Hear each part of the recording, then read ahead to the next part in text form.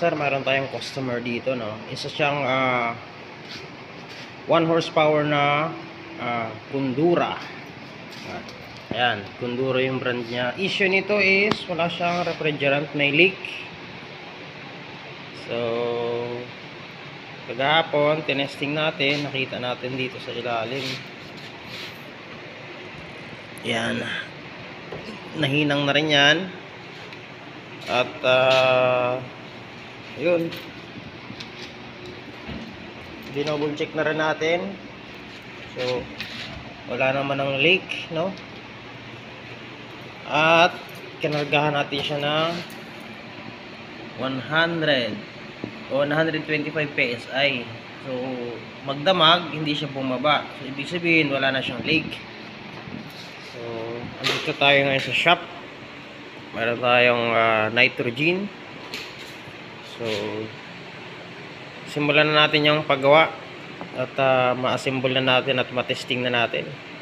Inaantay na ng customer, no? So panoorin nyo mga kaibigan, mga kamaster. I-assemble natin ito, guys.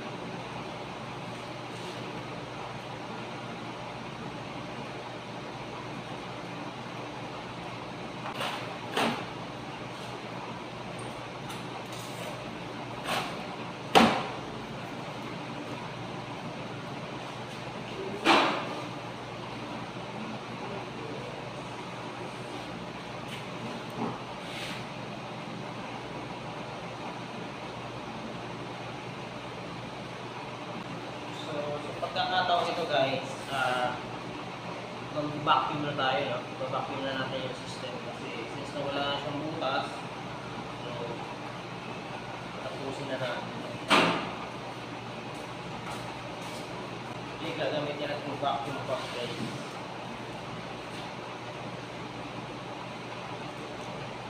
Para matanggal yung moisture sa loob ng system.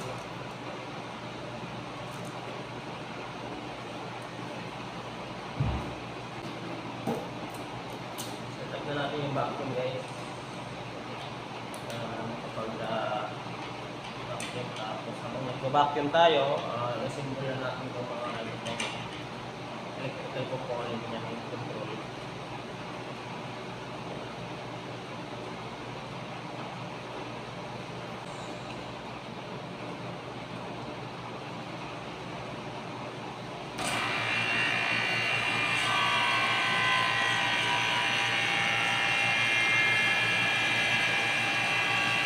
Minutes, vacuum, guys, 15 minutes.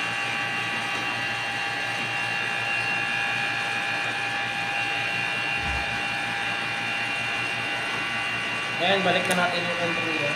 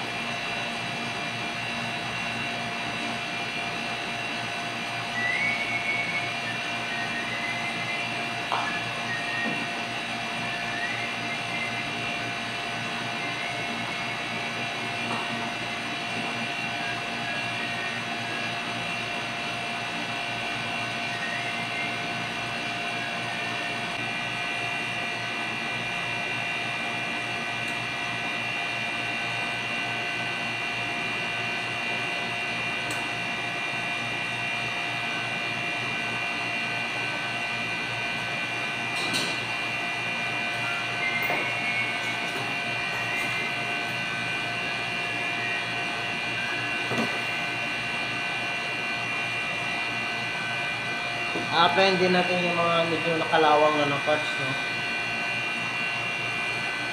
Ng WD-40 para at least pag palaban sa kalawang.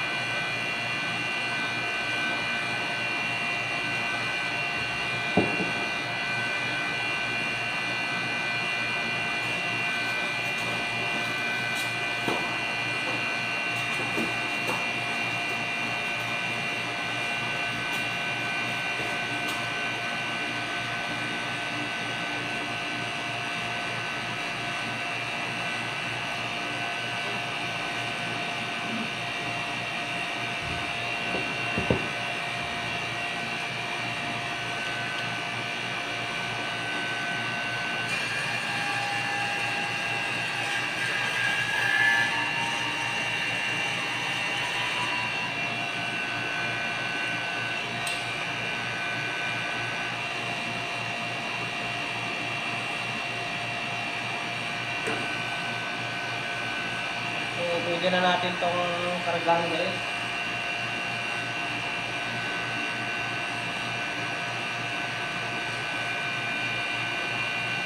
Pwede na natin kargahan.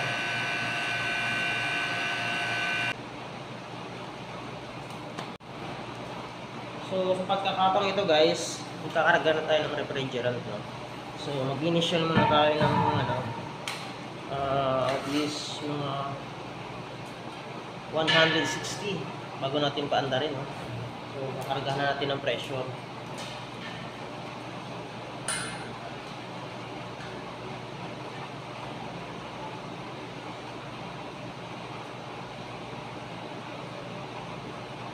At syempre, pag nagkarga ka ng pressure, kailangan mag-forge ka kasi ito, pagpasok mo pa lang dito sa pre-yung tank, pero nagka-moisture o kaya hangin. So, kailangan walang hangin ang papasok dito sa system. Dapat ang papasok dito is pressure o kaya refrigerant lang talaga. So, hindi pwede pasokan ng kung anong moisture. So, open natin itong valve. Ayan. Open natin itong valve. Ayan. Tapos, mag-purging ka. Purging, pakawalan natin yung hangin na pumasok dito.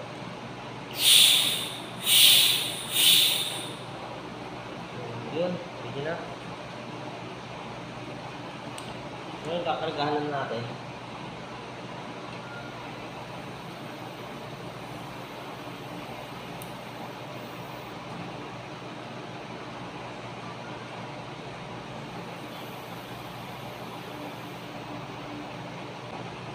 Habang nag-initial tayo, isabay na natin yung leak testing, no? Meron na tayo initial charging na 130. So, kakargaan po natin.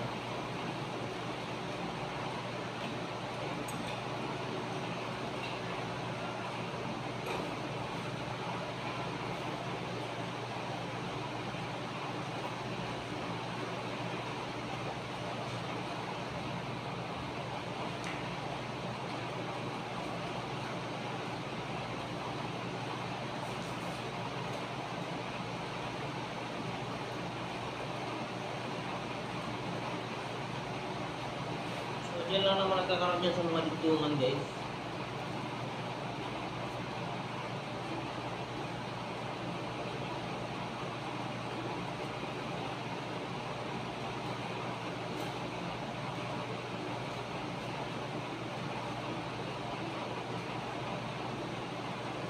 So, wala.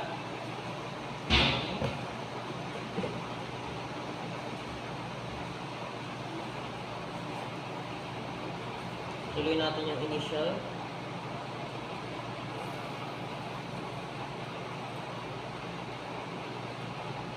So, meron tayong 140. Ngayon, papaandarin na natin yung unit. At syempre, maglalagay tayo ng clamp ammeter para ma-balance natin yung kanyang amperahe at yung karga. Para at least may reference tayo kung full charge na ba siya or hindi.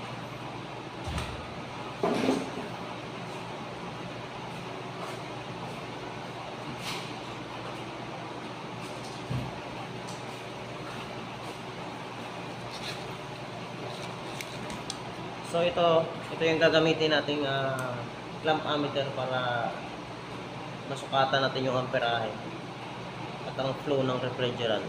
So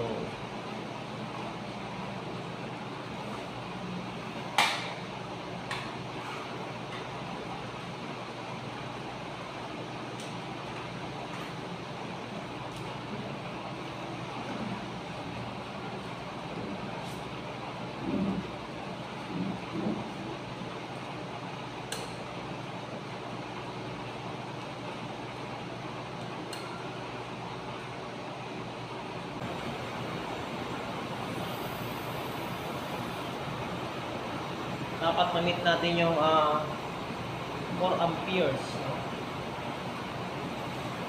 Kasi yung kanyang full charge. Tapos 60.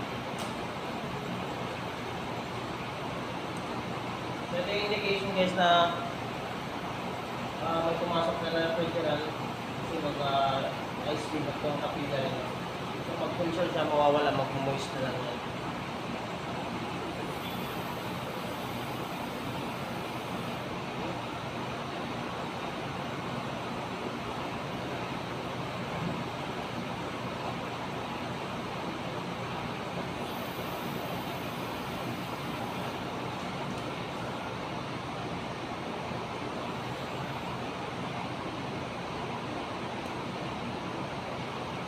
So sa ngayon, meron na tayo nakukuha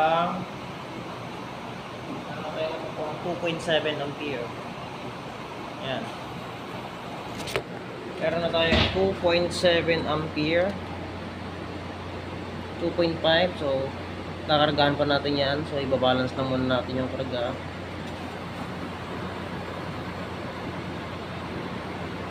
Yan.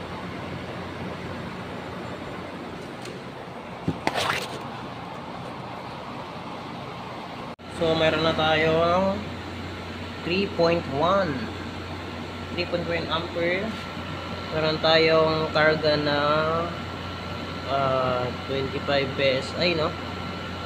So, malapit na itong full charge. So, ayan yung indication niya. May kulang pa sa karga. Mag-ice build up kasi ito. Pero, malamig na. Nasisinta natin lamig. So, full charge na lang natin to. Ayan. At ayan, meron na ring moisture yung kanyang evaporator, no? Ayan, nagmo-moisture siya, ibig sabihin umiikot na yung kanyang refrigerant. So dadagdagan pa natin.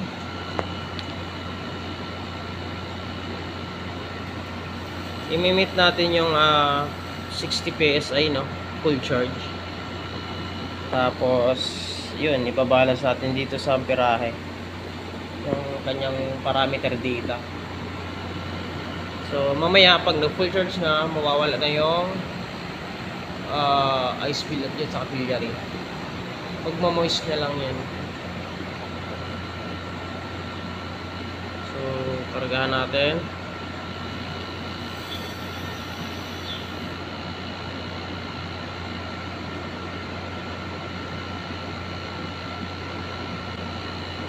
At 3.4. So yun, ganito po gumawa ng aircon, no? Mapaliit, mapalaki pag sinabing system reprocess. Window type siya na 1 horsepower, pundura, non-inverter.